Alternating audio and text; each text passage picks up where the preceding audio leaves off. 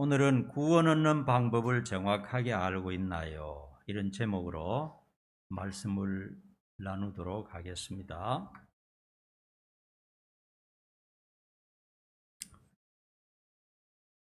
우리나라에 1990년도에서 2000년도 사이에 카톨릭과 불교의 부흥이 있었어요. 큰 부흥이 있었는데 오히려 기독교는 이렇게 쪼그라들고 카톨릭과 불교에서는 부흥이 있었는데 이유를 좀 보니까요. 그때 당시에 아주 유명한 훌륭한 지도자들이 거기에 있었던 겁니다. 그래서 일정 부분 그 지도자들을 통해서 그 종교가 부흥했다 이렇게 생각을 합니다. 1997년도 12월에 서울 성북동 길상사 절을 짓는데 그 주축이 된 분이 바로 유명한 법정 스님입니다. 그 길상사 낙성식에 천주교의 우리나라에서 제일 높은 사람 추기경이 김수환 추기경이 가서 덕담을 하면서 참 불교 좋은 종교입니다. 불교 훌륭합니다. 불교에 구원이 있습니다. 이런 식으로 가서 그 불상 앞에 중들과 함께 앉아 있었어요. 그에 대한 답방으로 그 다음에 1998년 5월 달에 명동 성당에서 장삼을 입은 법정 스님이 설교했습니다. 천주교에서 스님이 설교했어요. 강연이라 그러는데 설교죠. 천주교인들이 모인 자리에서 설교했습니다. 이것은 세상에서 처음 있는 일이고 많은 사람들이 감동을 받고 또 칭찬을 하고 이 거대한 지도자들을 이렇게 칭찬하면서 인기가 급상승했습니다. 그런 덕으로 그분들도 유명해지고 천주교도 많은 젊은이들이 생겨나고 불교도 많이 불어났어요. 우리 기독교는 좋지 않다 그래서 막 그쪽으로 가는 그런 일들이 있었습니다. 여러분 어떻게 생각하세요? 세상의 종교인들이 상대 종교를 진리라 하면서 서로 교류하는 것은 저 역시 좋게 생각합니다. 종교 간에 싸우면 여러분 얼마나 무섭습니까? 중동에 가보세요. 유태교와 또 그 다음에 무슬림이 얼마나 싸웁니까? 무시무시합니다. 그보다 더 큰 전쟁이 없어요. 종교들이 서로 이렇게 단합하고 서로 교류하는 거 저는 좋게 봅니다. 우리 기독교 빼고요. 그런데 개신교의 우리 기독교의 유명한 목사님이 아주 유명한 목사님이 불교인들이 모인 곳에 가서 설교를 하게 되었어요. 스님들이 장삼을 입고 수백 명 모이고 불교인들이 쫙 모인 자리에서 설교를 했는데 내가 가만히 들어보았어요. 어떻게 설교하는가 가만히 들어보니까요. 좋은 말씀도 많이 하시는데 그 내용 중에는 그 스님들에게 좋게 보이려고 했는지는 몰라도 불교에도 영적인 진리가 있고 구원이 있다 하는 뉘앙스로 들렸습니다. 이거는 아닌데 다른 종교들이 그냥 당신들 훌륭하다 좋다 하는 건 좋은데 기독교 지도자가 그렇게 말하는 것은 큰 잘못이라는 것입니다. 성경을 진리로 믿는 기독교는 불교나 힌두교나 무슬림이나 유교를 비롯한 세상의 수많은 종교에 대해서 구원이 없다고 분명하게 말할 수밖에 없어요. 왜냐하면 우리가 하나님으로부터 배운 게 그건데요. 성경은 무엇을 말합니까? 우상 숭배가 가장 큰 죄라고 분명히 말합니다. 그런데 불교인들이 있다고 해서 당신들도 잘하면 구원받습니다 하는 식으로 얘기한다면 하나님이 얼마나 화를 내시겠어요? 아무리 위대한 지도자라도 기독교 지도자는 그렇게 해서는 안 된다는 겁니다. 그렇기 때문에 다른 종교와 교류 자체가 안 돼요. 배타적입니다. 우리 기독교는요. 왜냐하면 교류가 되려면 당신들 종교도 훌륭하고 당신들 종교를 잘 믿으면 구원이 있다고 해야 되는데, 우리만 구원이 있고 당신들은 우상숭배이기 때문에 다 망합니다 하는데 누가 교류를 하겠습니까? 폐쇄적이라 그러죠. 그렇기 때문에 교류 자체가 안 되고 그것을 슬퍼하면 안 되는 것입니다. 성경은 분명하게 말합니다. 천하의 구원자는 예수님 밖에 없고 구원받는 길은 그 예수님을 구주로 믿는 길 밖에는 없다는 겁니다. 수백, 수만, 수천 다른 종교인들이 들으면 너무나 화가 나겠죠. 그럼 우리는 다 뭐냐? 이렇게 말하겠죠.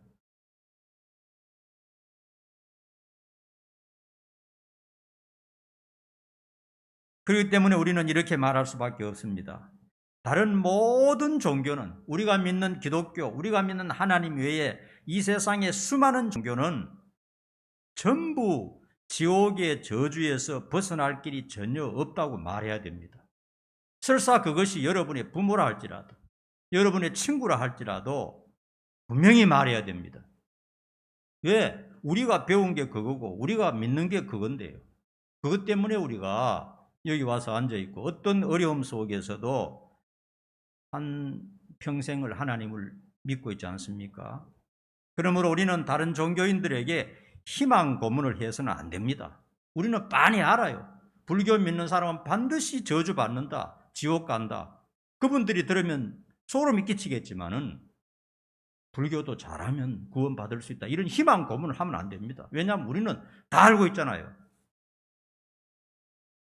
무슬림을 착실하게 믿어도 거기도 하나님을 부르니까 구원이 있을 수 있다, 그런 희망 고문을 해서는 안 됩니다. 왜냐하면 우리는 다 알고 있어요. 무슬림 믿는 사람은 전부 지옥 간다 하는 것을 다 알고 있으면서 그 사람 귀에 듣기 좋게 희망 고문을 해서는 안 됩니다. 유교를 믿어도 구원받는다 이렇게 해서도 안 됩니다. 여러분, 천주교에는 구원이 있을까요? 구원이 있을 수 있습니다. 왜냐하면 구원받는 것은 예수를 믿으면 되니까요. 그러나 천주교에서 구원받는 것은 너무너무 어렵습니다. 왜냐하면 거기는 예수님 외에 다른 것도 굉장히 많기 때문에 구원받는 것이 굉장히 어렵습니다. 100명 중에 하나, 1000명 중에 하나 구원받을지 모르겠어요. 그러나 우리 교회, 기독교회는 메시지 전체가 믿음과 구원인 것입니다. 구원받기가 너무 쉬워요. 다른 곳에서는 구원받기가 너무 어려운데 교회 안에서는 구원받는 것이 너무나 쉽다는 것입니다. 자, 여러분 아시는 분은 아시겠지만은 교만해서는 안 되고요. 다시 한번 겸손하게 말씀을 한번 생각해 보도록 하겠습니다. 구원이란 무엇인가 하는 것에 대해서 다시 한번 생각해 봅시다. 구원이 뭐냐 하는 것이죠. 뭐가 구원입니까? 구원은 넓은 의미로 생각할 수도 있고 좁은 의미로 생각하는데요. 넓은 의미에서는 어려움으로부터 누군가의 도움에 의해서 자유를 얻고 해방되는 것을 구원이라고 할 수 있어요. 구원이라고 말합니다.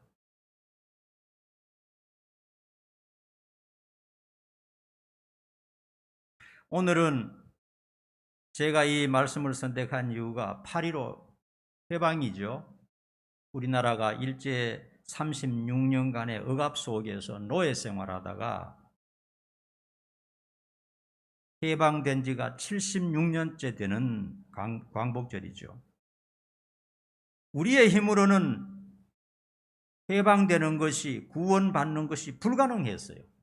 미국에서 원자폭탄을 일본에 가서 2군데 떨어뜨리니까 일본 황제가 항복하고 우리가 해방된 것입니다. 타의에 의해서, 다른 사람의 능력에 의해서, 다른 사람의 힘에 의해서 우리가 자유를 얻은 거죠. 해방받은 거죠. 이게 구원인 것입니다. 암에 걸린 사람이 소망이 없었는데 정말 유명한 명의를 만나서 기적처럼 고침을 받는다면 그 환자에게는 구원을 받은 겁니다. 그 환자는 그 의사가 구세주고 살려주었으니까요. 그리고 구원을 받은 겁니다. 사업 실패로 수십억의 빚을 지고 절망에 빠진 사람이 누군가의 도움으로 빚을 정산하고 새 출발할 수 있다면 그 사람 역시 구원을 받은 것입니다. 제 얘기를 해서 죄송합니다만은 저는 물에 빠져서 죽을 뻔한 경우가 3번 있었어요. 그때 꼭 죽을 뻔했는데 하나님 은혜로 살아났어요. 두 번째가 이제 청년 시절에 교회 청년들과 함께 해수욕 갔는데 20대 초반 정도밖에 안 됐어요. 갔는데 헤엄을 깨구리 헤엄 조금 치거든요. 조금 치고 그리고 또 다른 그 청년도 조금 치고 하니까 그런데 바닷물 속에 들어가면 바닷물이 이렇게 일어나면은 그 감당이 안 되거든요. 근데 조금 깊은 데 갔는데 그냥 옆에 가던 친구가 물을 먹어버렸어. 바닷물을 먹으니까 그냥 정신이 없잖아요. 바다에 가서 바닷물 먹으면 정신이 없습니다. 그러니까 그냥 어떻게 하냐. 자기가 살려고요. 무의식적으로 나를 밟고 올라서는 거예요.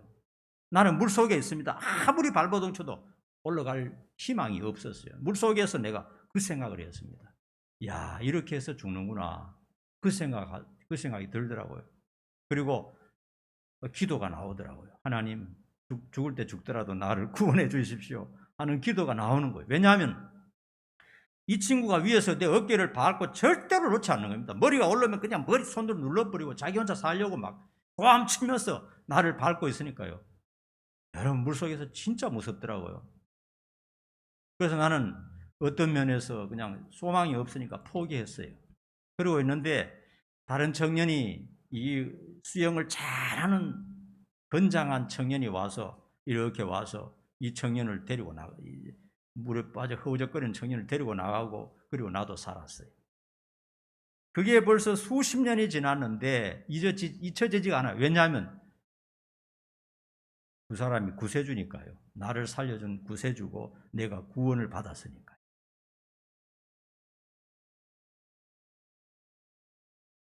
8.15 광복절은 참 개인적으로도 의미가 있는 날입니다. 지금부터 40년 전에 우리 할머니가 돌아가신 날이에요.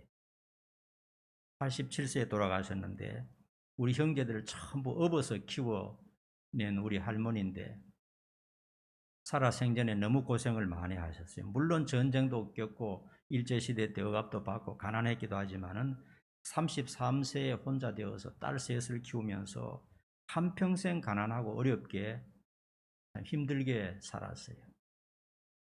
우리와 이렇게 살았는데 제가 이렇게 객지에서 직장 생활하면 항상 대문 앞에 와서 저를 기다리는 거예요. 차가 지나갈 때마다 우리 손자가 오나 하고 매일 늙은 할머니가 대문 앞에 나와서 나를 기다리는 거예요.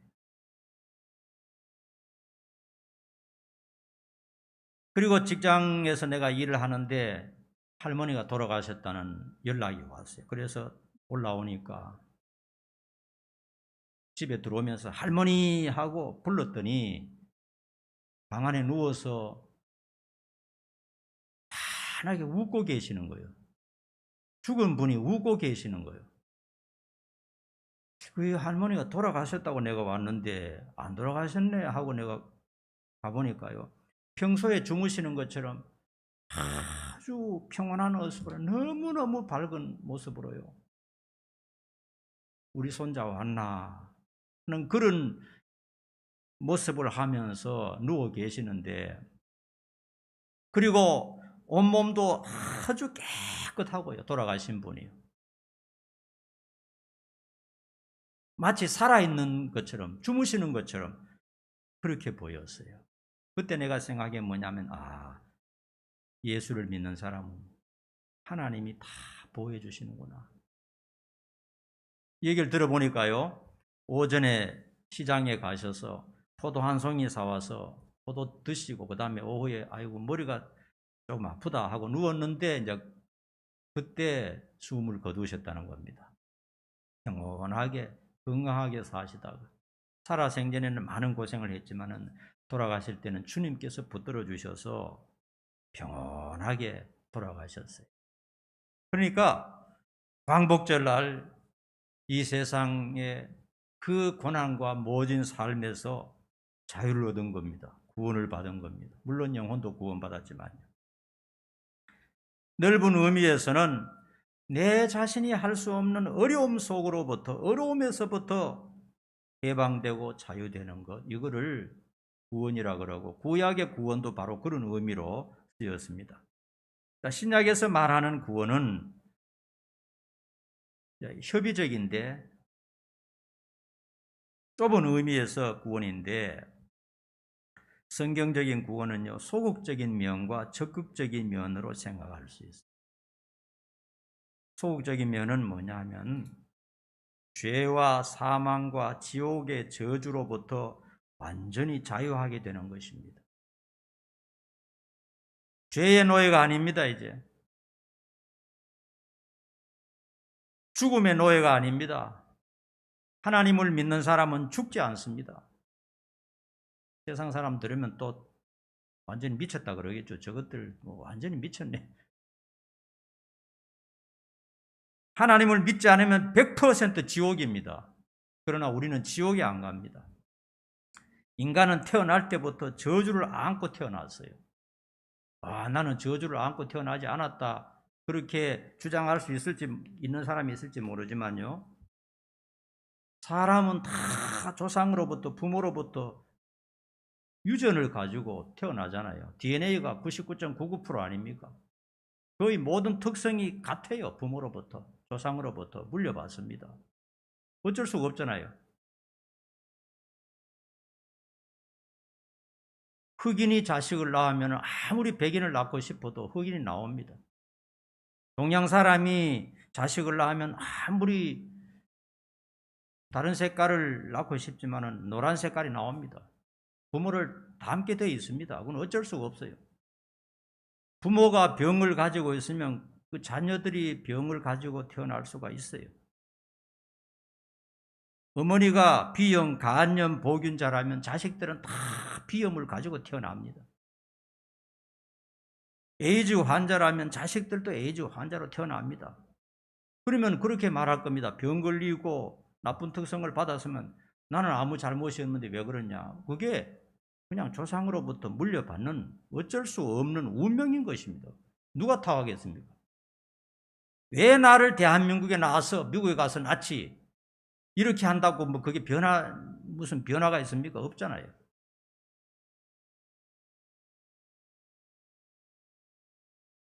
죄도 마찬가지입니다. 조상들로부터 내려오는 죄가 우리 속에 그대로 전가되고 있다는 사실을 분명히 알아야 되는 겁니다. 인간은 천성적으로 죄인이요. 어떤 때는 잘 지내다가도요, 한순간에 속에서부터 죄가 폭발할 수가 있어요. 1년 동안 선하게 살았는데 뭔가 스트레스 받으면요, 한꺼번에 폭발해서 죄를 막 지을 수가 있습니다. 성경에 보면 그것을 분명히 말합니다. 아사왕 같은 사람은요, 40년 동안 선한 왕이었습니다. 너무너무 정치를 잘했어요. 그런데 그를 지도해 주던 제사장이 죽고 난 다음에 어떻게 스트레스를 받았는지 그냥 완전히 변해가지고 우상 숭배자가 되고 그 다음에 살인자로 변해버렸습니다. 40년 동안 잘했는데 한순간에 변하더라고요. 여러분 솔로몬 같은 사람 보세요. 얼마나 위대하고 지혜로운 왕입니까? 마지막에 가서 그냥 우상 숭배자가 되어버렸습니다. 다윗도 그렇고요. 여러분, 인간은 천성적으로 죄의 노예입니다. 죽음을 어쩔 수 할 수가 없어요. 그리고 죽으면 100% 지옥 갑니다. 거기 가서 영원히 불구덩이 속에서 사는 그런 존재가 인간이라는 겁니다. 그것도 모르는 채 참 웃고 살아가니 얼마나 한심스러운 일입니까? 구원이란 뭐냐? 바로 인간에게 뒤집어 씌워진 그 저주의 모든 고통을 벗어버리는 것이 구원인 것입니다. 그리고 적극적인 면은 뭡니까? 죄와 사망과 지옥으로부터 벗어나는 것뿐만 아니고 적극적인 구원은 뭐냐? 하나님의 자녀가 되는 겁니다. 천지를 만드신 신의 자식이 되어서 영원히 하나님과 함께 사는 것입니다. 이 우주를 다스리면서. 그리고 의로운 신분이 되는 것입니다. 더 이상 죄인이 아니고 의로운 신분이 되고, 그리고 하나님의 나라에서 천사처럼 영생을 누리는 것, 이것이 바로 적극적인 의미의 구원인 것입니다. 구원받았다고 할 때는 바로 이 소극적인 면과 적극적인 면이 다 있는 것입니다. 여러분, 그러므로 여러분 교회가 얼마나 중요하다는 걸 알아야 됩니다. 신앙이 얼마나 중요하다는 걸 알아야 됩니다. 다른 어떤 것과도 비교할 수 없어요. 구원이라는 것이 얼마나 중요한 것인지 모릅니다.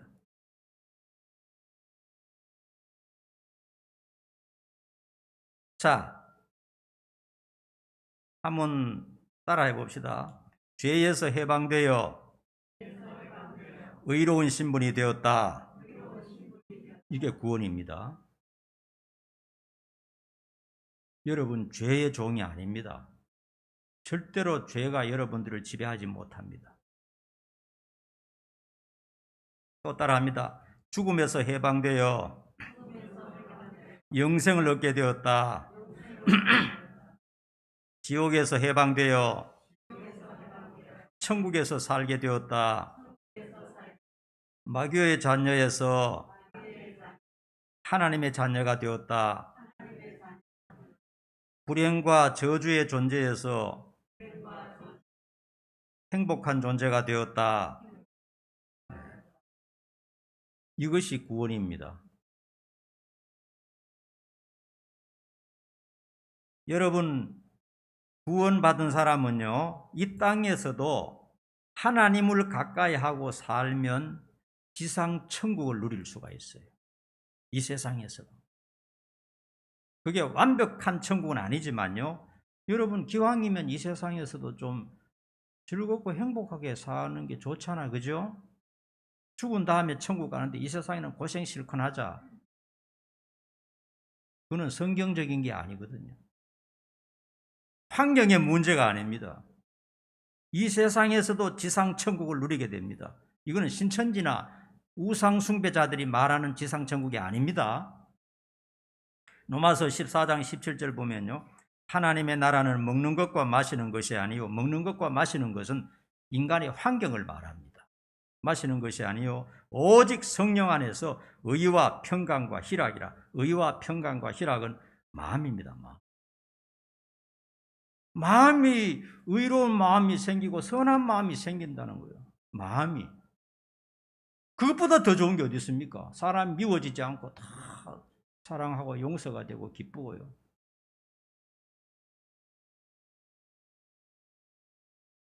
속에 그냥 나쁜 게 크고 있으면 그게 얼마나 그게 괴롭습니까? 그 돈이 무슨 의미가 있습니까? 또 평강이라 그러죠. 평강. 평안한 겁니다. 그리고 희락입니다.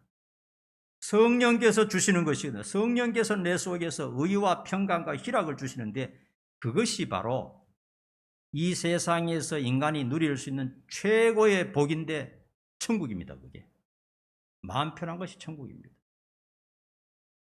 우리 하나님의 자녀들이 그렇게 살아야 되지 않겠습니까? 두 번째, 어떻게 그러면 구원을 받을 수 있는가 하는 것입니다. 어떻게 구원을 받을 수 있습니까? 여러분들은 뭐 잘 알 겁니다. 예수 믿으면 구원받지요. 근데 구원에 관한 설교하는 것이 가장 쉽기도 하고요. 왜냐하면 여러분 예수 믿으면 구원받습니다 하면 다 되니까요. 그런데 구원에 관한 설교가요, 가장 또 어렵습니다. 지난 한 주간 동안 다른 설교는 그냥 하루 만에 준비가 되는데, 지난 한 주간 동안요, 일주일 내내 고민을 하고 준비를 했어요. 구원의 설교가 왜 어려웠냐 하면요, 쉽게 해야 되기 때문에 그래요. 쉽게. 여러분, 도덕적인 말씀은요, 여러분 착하게 살고 신실하게 살읍시다 하는 것은 다 공감이 됩니다. 근데 구원에 관한 것은요, 이게 인간 세상사와 매칭이 잘 안 돼요. 이거를 설명하는 것이 굉장히 어렵다고요. 그래서 여러 가지를 고민하다가 어떻게 하면은 구원에 관해서 좀 더 쉽게 설명할까? 왜냐하면 하나님은 너무너무 쉽게 만들어 놓으셨는데 사람들이 너무 어렵게 풀어버리기 때문에 교회 와서 사람들이 구원을 못 받는 겁니다. 구원 받는 것처럼 한평생 보내는데 그 비밀번호를 모르는 거예요. 비밀번호. 그렇기 때문에 구원 받은 것처럼 생각하는데 마지막에 가보면 구원 못 받고 지옥 갈 수 있는 경우가 굉장히 많다는 겁니다. 그렇기 때문에 구원에 관한 설교가 가장 어려워요. 내가 생각할 때는 가장 어렵습니다. 인간은 누구도 스스로 구원받을 수가 없습니다. 또한 세상의 어떤 종교도 인간을 죄와 사망으로부터 구원할 수 있는 종교가 없어요. 믿습니까, 여러분? 우리 주변에 종교가 굉장히 많습니다. 우리나라에도 수백 개, 전 세계적으로 수천 개, 수만 개, 수백만 개, 수천만 개 종교가 있는데 전부 다 구원받지 못합니다.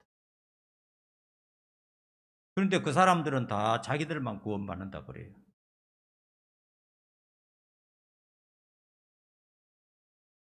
그렇기 때문에 인간들은 죄와 사망과 지옥의 저주를 숙명으로 받아들이고 시한부 인생을 살고 있습니다. 왜 저렇게 열심히 사는지, 왜 저렇게 경쟁하면서 왜 저렇게 악하게 살고 있는지 모르는 것입니다. 시한부 인생입니다. 언제 끝날지 모르고 끝나면 바로 지옥불에 들어가는데, 구원은요 인간이 만들 수 없는 것입니다. 성부 하나님, 성자 하나님, 성령 하나님께서 합동으로 구원의 길을 만드셨습니다. 구원은 전적으로 하나님이 만드신 길이고 구원은 하나님만 낼 수 있는 길입니다. 그렇기 때문에 하나님이 만드신 구원을 받는 방법이 뭐냐? 인정하고 믿고 받아들이는 것입니다. 구원은 내가 하는 게 아닙니다. 하나님이 100% 다 해놓으셨어요. 하나님이 해놓으신 것을 예스 한마디면 돼요. 제가 좀 설명을 할 테니까 여러분 한 번 더 잘 따라오시기 바랍니다. 제가 보니까 인류가 발견하는 것 중에 위대한 것이 많지만요, 그 중에 전기와 전파가 가장 놀랍다고 생각합니다. 전기와 전파. 전파를 통해서 인터넷도 하고 전화도 하고 라디오, TV 뭐 전부 다 하잖아요. 그죠? 전파가 없으면 소통이 안 되지 않습니까? 근데 전기, 우리 전기회사 사장님 오늘 오셨는데 전기에 대해서 한번 좀 찾아봅시다. 전기를 제일 먼저 발견한 사람이 BC 600년 그리스의 탈레스라는 철학자가 발견했답니다. 어떻게 발견했느냐? 호박을 문질렀더니요, 호박을 문지르고 다른 물건을 갖다 붙였는데 붙더라는 거예요. 호박에 위에 문질렀는데 붙더라는 겁니다. 그래서 이 사람이 이게 뭐지? 뭔가 보이지 않는 엄청난 힘이 있다는 것을 깨닫게 돼. 보통 사람은 그냥 지나가는데 그 정전기를 보고 뭔가 우리가 알지 못하는 보이지 않는 엄청나게 강한 힘이 있다는 것을 발견했어요. 그리고 자기가 기록을 했습니다. 1729년 영국의 그레이라고 하는 사람이 전기는 선을 타고 움직인다는 사실을 자기가 실험해서 보여주었습니다. 전기는 선을 타고 움직인다. 어떻게 보이지 않는 이 전기가 사람이 사용할 수 있느냐? 선을 타고 움직인다. 여러분, 전기가 본격적으로 사용한 지가요 불과 얼마 안 됩니다. 여러분, 그 후로 인간들은 발전소를 건설해서 전기를 생산하여 가정마다 공장마다 공급하게 됩니다. 전기를 통해서 인간의 이 삶의 질이 문화가요 수백 배, 수천 배, 수만 배 올라갔잖아요. 그죠? 전기 없는 세상을 여러분 상상할 수 있습니까? 이 전기는 누가 만들었습니까? 전기는 하나님이 만드셨죠. 인간들은 그 전기가 있다는 것을 발견하고 그것을 잘 활용해서 사용하게 되는 거죠. 눈에 보이지 않는 전기를 오늘날 누구든지 스위치 하나로 쉽게 사용할 수가 있습니다. 눈에 보이지 않지만은 어떤 것보다도 강력한 힘과 에너지가 있는 것이 전기 아닙니까? 우리는 전기를 통해서 얼마나 쉽게 살고 있는지 모릅니다. 전부 전기 아닙니까? 전부. 우리는 전기가 어떻게 만들어지는지 모릅니다. 어떻게 선을 타고 운반되는지 모릅니다. 그리고 전기의 특성이 뭔지도 모릅니다. 몇 볼트인지 그것도 몰라요, 우리는. 그럼에도 불구하고 우리는 그 전기를 자유자재로 사용할 수가 있습니다. 전기에 대해서 이 구원에 관한 것을 설명하는 것이 참 적절하다고 생각하며 항상 이 전기 얘기를 합니다. 여러분, 전기는요 3살짜리도 사용할 수 있습니다. 100세 노인도 사용할 수 있습니다. 일자 무식자도 사용할 수 있습니다. 다흔 증후군 환자도 전기를 사용할 수 있습니다. 각종 장애인도, 눈먼 사람도, 귀먼 사람도, 팔이 없는 사람도 전기를 얼마든지 사용할 수 있습니다.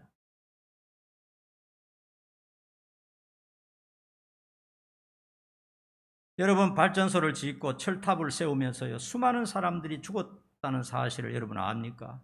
수많은 사람들이 죽고 사고로 다치고요 그렇게 했습니다. 보리 원자력 발전소 지을 때 그 돔 꼭대기에서 일하던 사람이 4사람 한꺼번에 떨어져서 그냥 산산조각 난 거 제가 봤어요. 철탑을 지으면서 수많은 사람들이 다치고 죽은 것 알고 있습니다, 여러분. 지금도 우리 성택이 한전 직원이 몇 명이야? 2만 명? 2만 명 훨씬 넘고 한 3만 명 가까이 되는 것 같아요. 그리고 또 그 딸린 여러 가지 자회사들도 있잖아요. 그죠? 그러니까 수만 명이 밤낮 주야로 전기를 우리가 편하게 쓸 수 있도록 그들이 수고하고 애쓰고 어떤 사람은요 원자력 발전소에서 그 뭡니까 그거 나오는 거 뭐예요 그거? 원자력 발전소에 나오는 것 방사능 그것을 감수하면서 일을 하고 있습니다. 왜 그렇게 하느냐? 그들이 그렇게 수고하고 수많은 사람들이 희생하고 죽었기 때문에 많은 사람이 희생의 산물로 오늘 우리가 너무너무 쉽게 전기를 사용하고 있습니다. 손가락 하나만 누르면 됩니다. 아무리 무식한 사람도 3살짜리도 100살 노인도 누구든지 전기를 자유자재로 사용할 수 있도록 누군가 희생하고 고생하고 죽었다는 사실을 기억해야 되는 것입니다. 여러분, 구원 역시 그렇게 설명할 수가 있습니다. 여러분, 구원받는 것은요 3살 아이도 구원받을 수 있어요. 믿습니까? 설명하면요 3살짜리 아이들 불러놓고 설명하면요 이렇게 얘기를 해주면요 받아들입니다. 하나님이 계시는데 하나님이 아들을 보내서 우리 대신 죽어서 그러면 3살짜리 아이가 눈물을 흘리면서 받아들여요. 알잖아요 여러분. 구원받기 가장 좋을 때가 언제냐? 가장 어릴 때입니다. 철없을 때. 선생님이 말하면 그대로 믿어버리니까요. 그때 구원이 평생을 가는 거지 않습니까? 100살 노인도 장애인도 다운 증후군 환자도 정신장애인도 누구든지 구원받을 수 있습니다. 한 사람도 소외되지 않고 구원받을 수 있습니다. 동양인도 서양인도 시골 사람도 도시 사람도 부자도 가난한 사람도 사장도 직원도 누구든지 구원받을 수 있도록 하나님이 다 만들어 놓으셨어요. 그렇게 쉽게 만들기 위해서 하나님은 엄청난 고생을 하셨습니다. 심지어 그의 아들을 죽는 데까지 내놓아야 되었습니다.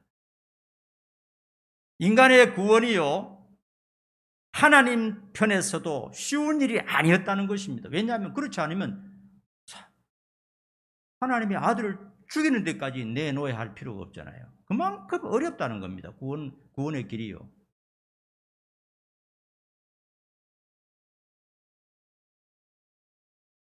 이렇게 쉽게 우리 손앞에 구원이 와 있기 때문에 누구든지 다 받을 수 있습니다. 누구든지 마음만 바꾸면 구원을 받을 수 있어요.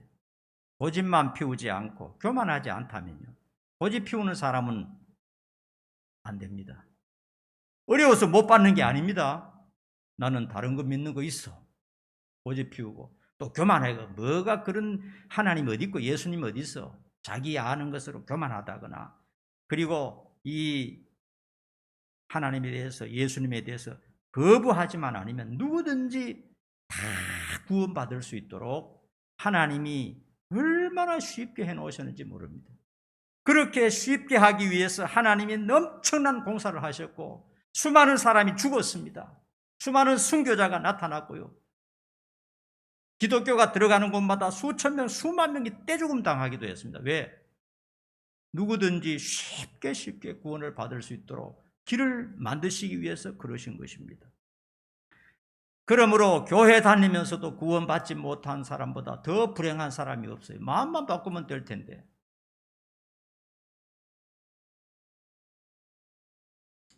자, 여러분 한번 자 들어보십시오. 좀 더 쉽게 설명하기 위해서.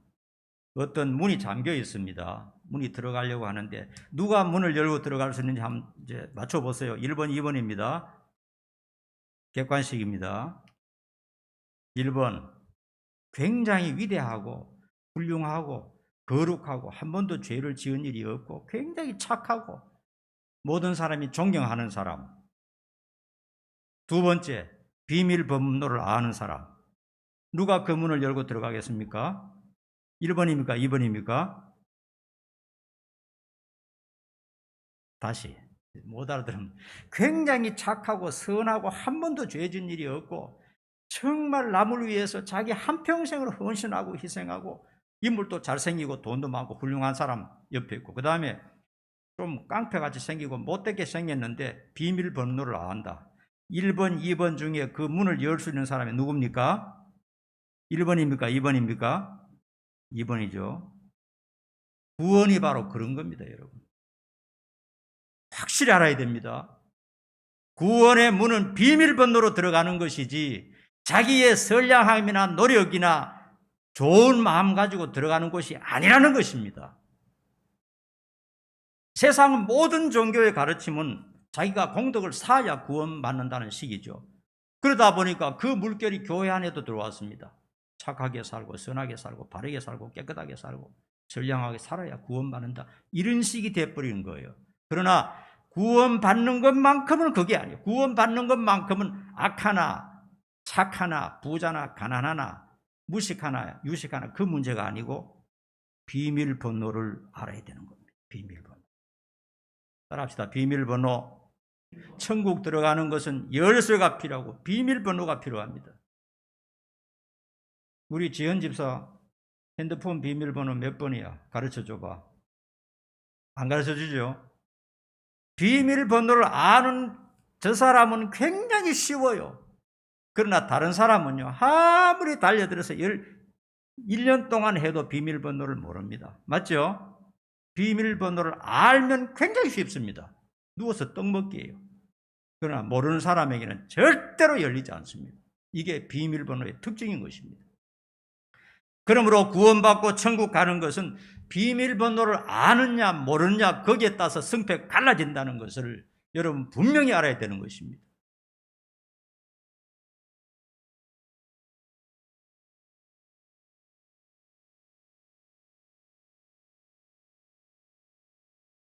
자, 성경 좀 읽어봅시다. 시간이 조금 지났습니다만 9절에서 10절 말씀 한번 읽어봅니다.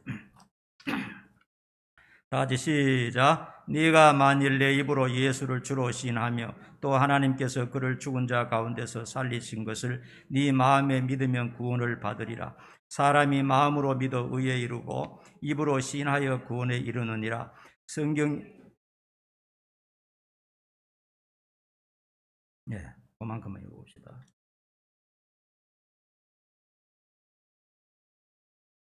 마음으로 믿고 입으로 시인하면 구원을 받게 된다는 겁니다. 이게 비밀번호입니다.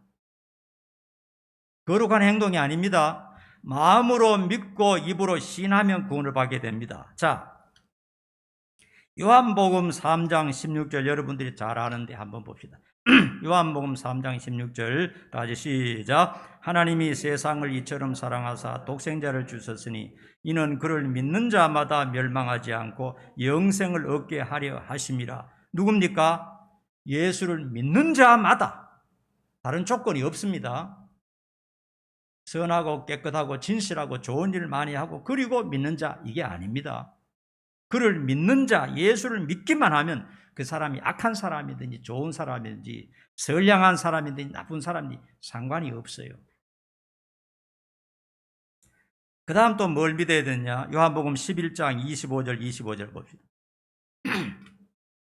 같이 시작. 예수께서 이르시되 나는 부활이요 생명이니 나를 믿는 자는 죽어도 살겠고 무릇 살아서 나를 믿는 자는 영원히 죽지 아니하리니 이것을 네가 믿느냐? 예수를 믿기만 하면 영원히 살고 죽어도 다시 산다 하는 것입니다. 여러분 믿습니까? 이것을 믿는 것이 구원을 받는 열쇠입니다. 나는 안 믿는다 하면 그 사람은 구원 못 받아요.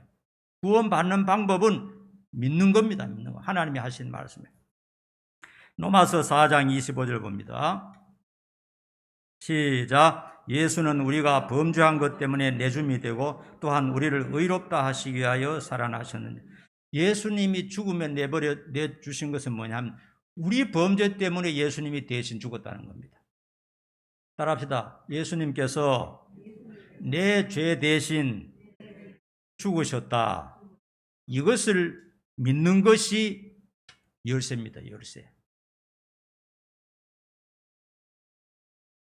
하나 더요. 갈라디아서 3장 13절 시작. 그리스도께서 우리를 위하여 저주를 받은 바 되사 율법의 저주에서 우리를 속량하셨으니 저주 아래 있는 자라 하였습니다. 예수님께서 우리가 받아야 될 저주를 대신 받았어요. 그렇기 때문에 예수님이 우리를 위해서 전부 다 했습니다. 하나님이 우리를 위해서 전부 다 해결해 놓으셨어요. 우리는 그냥 하나님이 해놓으신 것에 숟가락 하나 얹으면 되는 겁니다. 믿음으로. 예스, 고맙습니다 한마디 하면 되는 거예요. 우리가 할 게 없어요. 구원받는 일에 대해서. 여러분 신실하게 살고 열심히 살고 깨끗하게 살아야 앞으로 구원받습니다. 그게 아닙니다. 구원받는 건 뭡니까? 마음으로 믿고 입으로 고백하면 되는 겁니다.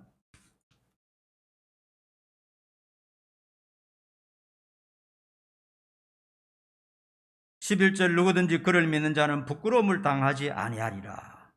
13절도 한번 봅시다. 13절 다시 시작. 주의 이름을 부르는 자는 구원을 받으리라.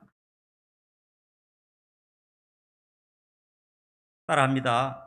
하나님은 나의 아버지십니다. 예수님은 나의 구원자십니다. 성령님은 나의 인도자십니다. 이거를 계속 말을 해야 됩니다. 그 말하는 것이 천국 들어가는 비밀번호입니다, 여러분. 예수를 안 믿는 사람은 절대로 말하지 않습니다. 여러분이 마음으로 믿고 그렇게 말한다면 그것이 바로 천국에 들어가는 비밀번호고 그렇게 말하는 순간 그냥 천국에 들어가 버리는 겁니다, 여러분. 따라합시다. 구원받는 것이 아주 쉽다.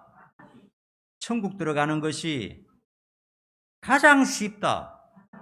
예, 맞습니다. 비밀번호만 알면 누워서 떡 먹기입니다. 그러나 비밀번호 모르는 사람은 핸드폰을 두드려 부시고 발로 밟아도 안 열려요. 비밀번호만 알면 그대로 들어갑니다. 3살짜리도. 구원이 바로 이런 거라는 것을 오늘 성경 말씀에서 분명히 말씀했습니다.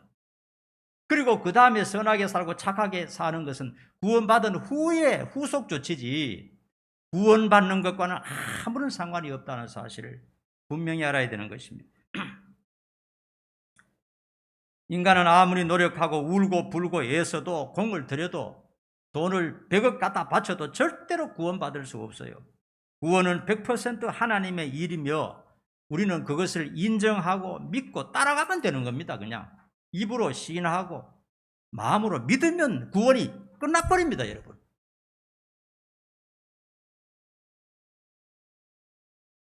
여러분, 누구든지 구원받지 못하면요, 영원한 저주와 지옥밖에 없다는 것을 알아야 됩니다. 그 설명밖에 해줄 수가 없어요. 예수를 안 믿는 사람, 교회 다니지 않는 사람에게는 당신은 저주밖에 없다는 것 외에는 설명해 줄 게 없어요. 그 중에 여러분의 가족이 있습니다. 여러분의 친척이 있을 수 있습니다. 다른 설명을 할 수가 없습니다, 여러분. 그러므로 여러분, 절대로 구원에서 이탈되는 불행한 일이 없기를 간절히 바랍니다. 구원의 비밀을 잘 기억하시고 하루도 잊지 마시고요. 그리고 이 세상에서도 구원받은 자로 해서 천국의 복을 누리면서 사는 여러분 되기를 간절히 축원합니다. 기도하겠습니다. 거룩하신 아버지 하나님, 우리에게 너무너무 쉽게 구원의 길을 주시기 위해서 하나님께서 엄청 수고하시고 예수님이 십자가에 돌아가시며 성령님께서 주야로 역사하신다는 사실 우리가 깨달았습니다. 구원에서 이탈되는 어리석은 자들이 한 사람도 없도록 우리를 붙잡아 주시옵소서. 예수님 이름 받들어 간절히 기도하옵나이다. 아멘.